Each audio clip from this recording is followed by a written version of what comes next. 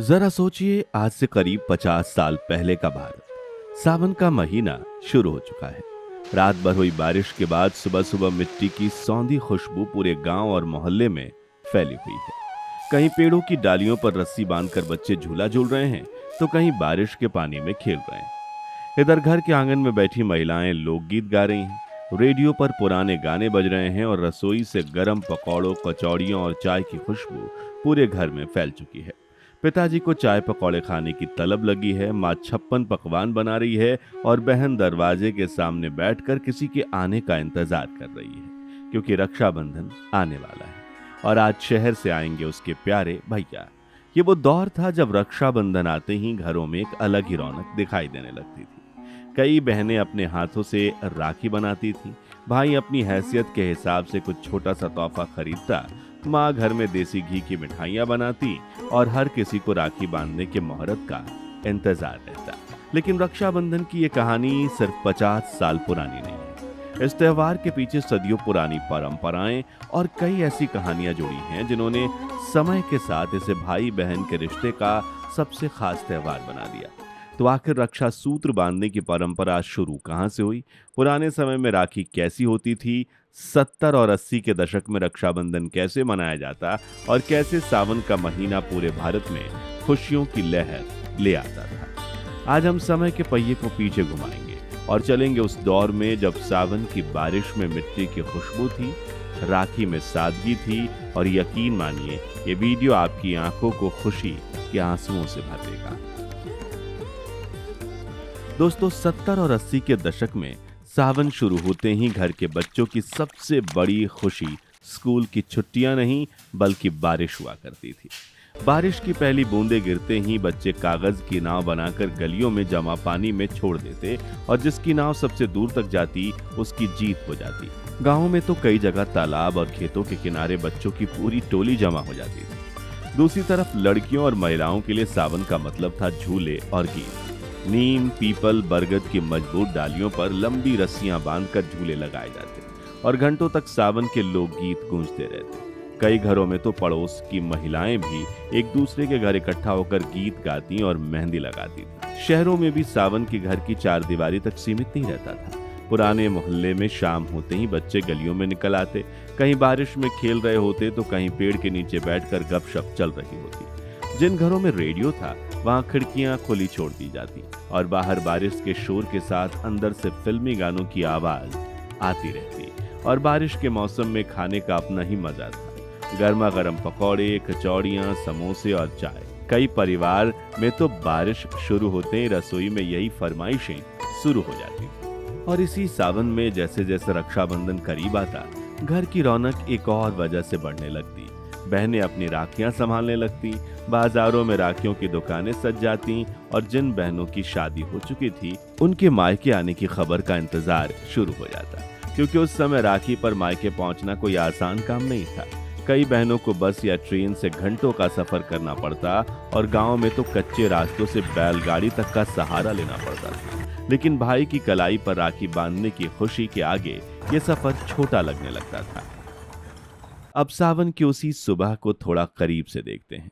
रक्षाबंधन के दिन घर में सुबह से ही हलचल शुरू हो जाती थी। आंगन की सफाई होती, कई घरों में मिट्टी और गोबर से फर्श लीपा जाता था, दरवाजे पर रंगोली बनती और कहीं आम के पत्तों या फूलों से घर सजाया जाता। घर छोटा हो या बड़ा, उस दिन उसे थोड़ा और खूबसूरत बनाने की कोशिश जरूर होती थी। रसोई भी सुबह से ही गुलजार रहती, कहीं खीर बन रही होती, कहीं पूरियां और कचौड़ियां तल रही होती तो कहीं लड्डू और मिठाई बनती।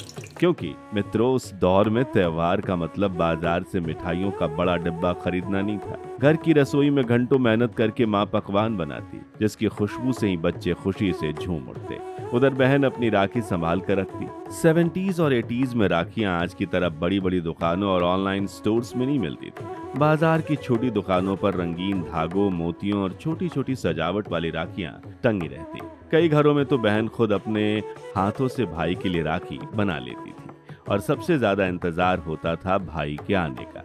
दूर शहर में नौकरी या पढ़ाई करने वाला भाई बस या ट्रेन से घंटों का सफर करके घर पहुंचता। जैसे ही वो दरवाजे पर दिखाई देता, माँ और बहन की आंखें चमक उठती। शादीशुदा बहनों के लिए तो मायके लौटना और भी खास होता था। कई बार लंबा सफर तय करके वे राखी के दिन घर पहुंचती और महीनों बाद भाई बहन एक ही आंगन में बैठते। धीरे धीरे सुबह दोपहर में बदलती और अब घर के सभी लोग एक जगह इकट्ठा होने लगते। भाई नए या साफ कपड़े पहनकर चौकी पर बैठता, सामने पूजा की थाली सजती, उसमें रोली, चावल, दीपक, फूल, मिठाई और राखी रखी जाती। घर के बड़े बुजुर्ग भी आसपास बैठ जाते और बच्चों की नजर उस छोटी सी राखी पर टिक जाती। और फिर आता इस दिन का सबसे खास मौका, यानी राखी बांधना। बहन अपने भाई के माथे पर रोली और चावल से तिलक लगाती, फिर उसकी आरती उतारकर उसकी कलाई पर राखी बांधती। राखी बांधते वक्त बहन अपने भाई की लंबी उम्र, अच्छे स्वास्थ्य और खुशहाल जीवन की कामना करती। भाई भी बहन के सिर पर हाथ रखकर उसे हमेशा साथ देने और उसकी रक्षा करने का वादा करता। कुछ ही मिनटों की ये छोटी सी रस्म पूरे परिवार के लिए बेहद खास हुआ करती थी। राखी बांधने के बाद भाई अपनी बहन को मिठाई खिलाता और फिर आता था सबसे ज्यादा इंतजार वाला पल, यानी तोहफे का। लेकिन आज से 50 साल पहले के दौर में ये तोहफे आज की तरह महंगे मोबाइल, घड़ी या बड़े बड़े गिफ्ट हैम्पर्स नहीं हुआ करते थे, बल्कि भाई अपनी हैसियत के हिसाब से बहन के लिए नए कपड़े, चूड़ियां, मिठाई, थोड़े पैसे या कोई छोटी सी पसंद की चीज लेकर आता था। कई बार तो बस कुछ रुपए हाथ में रख देना ही बहन के लिए बहुत बड़ी खुशी होती थी, क्योंकि उस समय तोहफे की कीमत नहीं, उसे देने वाले का प्यार मायने रखता था।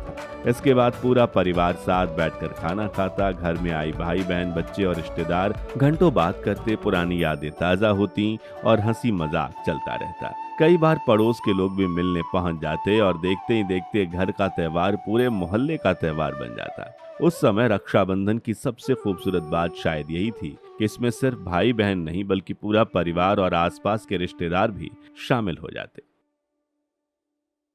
मित्रों, अब सवाल ये है कि आखिर राखी बांधने की शुरुआत हुई कैसे? तो इसके पीछे सदियों पुरानी कई कहानियां जुड़ी हैं। सबसे पुरानी मान्यताओं में भगवान इंद्र और उनकी पत्नी इंद्राणी के बीच की कहानी सुनाई जाती है। कहा जाता है कि देवताओं और असुरों के बीच भयंकर युद्ध चल रहा था और इंद्र की स्थिति भी मुश्किल हो चुकी थी। तब इंद्राणी ने इंद्र की कलाई पर एक पवित्र रक्षा सूत्र बांधा और उनकी जीत और सुरक्षा की कामना की। इसके बाद रक्षा सूत्र को संकट से बचाने और शुभकामना देने वाले धागे के रूप में देखा जाने लगा। इसलिए आज भी पुरोहित अपने यजमानों को रक्षा सूत्र बांधते हैं और किसान अपने कृषि उपकरणों और पशुओं की कुशलता की कामना के लिए भी रक्षाबंधन के लिए उन्हें रक्षा सूत्र बांधते हैं। फिर महाभारत की वो कहानी आती है जिसे शायद भारत के हर घर में किसी न किसी रूप में सुना गया है। इसके मुताबिक एक बार भगवान कृष्ण की उंगली से खून निकलने लगा। द्रौपदी ने यह देखा तो बिना कुछ सोचे अपनी साड़ी का एक टुकड़ा फाड़ा और श्री कृष्ण की उंगली पर बांध दिया। द्रौपदी के लिए वो बस उस वक्त की मदद थी, लेकिन कृष्ण ने उस छोटे से कपड़े के टुकड़े में बहन का प्यार देखा और द्रौपदी की रक्षा का वचन दिया। आगे चलकर जब द्रौपदी को कौरवों की सभा में अपमानित किया गया तो कृष्ण ने उसकी लाज बचाई। इसी कहानी को आज भी भाई बहन के बीच रक्षा और प्रेम की भावना से जोड़ा जाता है। लेकिन राखी की कहानी यही खत्म नहीं होती। इतिहास में एक और बेहद मशहूर किस्सा मिलता है, चित्तौड़ की रानी कर्णावती और मुगल बादशाह हुमायूं का। कहा जाता है कि जब गुजरात के सुल्तान बहादुर शाह ने चित्तौड़ पर हमला किया और रानी कर्णावती को अपने राज्य पर संकट दिखाई दिया तो उन्होंने हुमायूं को राखी भेजकर मदद की गुहार लगाई और हुमायूं ने इस राखी को भाई का रिश्ता मानकर उनकी मदद के लिए आगे बढ़ने का फैसला किया था। मित्रों, रक्षाबंधन को भारत के सबसे पवित्र और भावुक त्योहारों में से एक माना जाता है। भाई बहन के इस खूबसूरत रिश्ते ने न सिर्फ हमारे घरों में ही बल्कि टीवी की दुनिया में भी कई यादगार कहानियां दी हैं। कई ऐसे विज्ञापन आए जिन्हें देखते ही हमें अपने भाई बहन के साथ बिताए बचपन के दिन याद आ जाते हैं। तो चलिए आज रक्षाबंधन के मौके पर देखते हैं उस दौर के कुछ ऐसे ही यादगार टीवी एड्स जिनमें राखी सिर्फ एक त्योहार नहीं बल्कि रिश्तों और बचपन की खूबसूरत यादों का हिस्सा बन गई थी। सबसे पहले इस दिल छू लेने वाले ऐड को देखिए, जिसमें ये पोता अपनी दादी से पूछता है कि भाई हर साल वही गिफ्ट देते हैं तो आप बोर नहीं हो जाते? आ जाएंगे भाई, आपके भाई साहब भी आ जाएंगे और इस साल भी वही लाएंगे, जामुन का दोना। अरे वो मेरी राखी कहाँ चली गई? अच्छा सच बताना, हर साल राखी पे सेम गिफ्ट, आप बोर नहीं हो जाते हो? तभी दादी उसे कहानी बताते हुए कहती है कि हमारे पड़ोस में बचपन में एक जामुन का पेड़ था और मेरा भाई चोरी छुपे ऊपर चढ़ के मेरे लिए जामुन तोड़कर लाता था। 2-3 बार पकड़ा भी गया, डंडे भी खाए मेरे लिए, और अब वो 78 साल का हो गया है। याददाश्त भी थोड़ी कमजोर हो गई है। लेकिन वो जामुन लाना नहीं भूला। वाकई में ये भाई बहन का असली प्यार है। अगला विज्ञापन देखकर आपकी आंखों में भी आंसू आ जाएंगे, जिसमें ये बहन अपने भाई की कलाई पर 2 राखियां बांधती है। जो देख भाई कहता है 2 गिफ्ट नहीं मिलेंगे, तभी बहन कहती है कि एक मेरी रक्षा करने के लिए और दूसरी मेरी रक्षा ना करने के लिए, यानी छोटी बड़ी लड़ाइयों में खुद लड़ पाऊं उसका कॉन्फिडेंस देने के लिए और अपने बराबर समझने के लिए। सिर्फ एक छोटी बहन नहीं, अपने बराबर का समझने के लिए। You're the best brother in the world.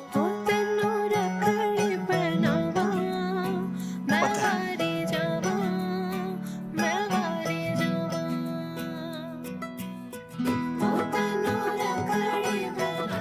अगले टीवी एड में हम शुरू में देखते हैं कि ये बहन अपने भैया का हर छोटा बड़ा काम करती है और राखी के दिन जब वो राखी बांधती है तो भैया कहते हैं, आज तुझे आशीर्वाद भी नहीं दे सकता। कैप्टन साहब, हैप्पी रक्षाबंधन। ये तो दे सकते हो ना? अब स्माइल तो कर दो। क्योंकि उन्होंने सरहद पर युद्ध में अपने दोनों हाथ खो दिए। और ये विज्ञापन हमें महसूस करवाता है कि रक्षाबंधन सिर्फ कलाई पर राखी बांधने का नहीं, बल्कि भावनाओं का त्योहार है। अगले विज्ञापन में ये लड़की बचपन की यादें ताजा करते हुए कहती है कि आज मेरा सबसे फेवरेट दिन है रक्षाबंधन और आज आप सालों के बाद घर आओगे। आपको याद है जब हम बच्चे थे तब आप हमेशा आधी चॉकलेट खाकर मुझे पैक करके देते थे। इतना लड़ते थे हम, लेकिन आप हमेशा मेरे साथ थे। इतने में दरवाजे की घंटी बजती है और लड़की ये मासूमियत के साथ कहती है, हैप्पी राखी से मिले।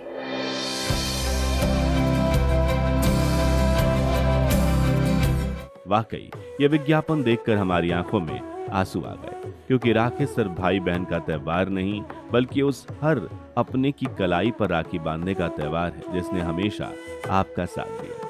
जैसा कि बड़ी बहन, छोटी बहन, पापा, अब तो भाभी को भी राखी बांधी जाती है। अगला विज्ञापन देखकर आपकी आंखें नम हो जाएंगी। इसमें ये बच्चा पढ़ाई करने के लिए हॉस्टल जा रहा होता है, लेकिन उसे टाई बांधने नहीं आती, इसलिए इसकी बड़ी बहन उसे टाई पहनाते हुए कहती है, कब से तुझे तो जाना था ना हॉस्टल, पर टाई बांधनी नहीं सीखी तूने अब तक।